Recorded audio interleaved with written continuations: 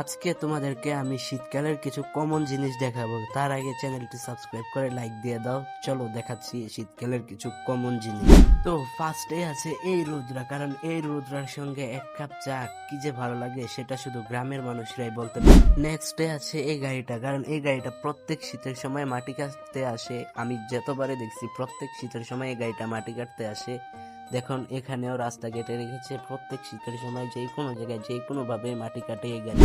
Third আছে এই সন্ধ্যাবেলার একটি কুয়াশা ভাব ভাব আর ঠান্ডার জায়গাটা, এই জায়গাটা খুব ভালো লাগে সন্ধ্যার সময়। থার্ডে আছে এই জিনিসটা, সন্ধ্যার সময় এই কুয়াশা। তো এমন আরো অনেক কিছু আছে যেগুলো আমি জানি না, তাই বলতেও পারছি না। তো আজকের ভিডিওটা এতটুকুই, ভালো লাগলে একটা লাইক দিয়ে দেন আর চ্যানেলটা সাবস্ক্রাইব করে দেন। আল্লাহ হাফেজ।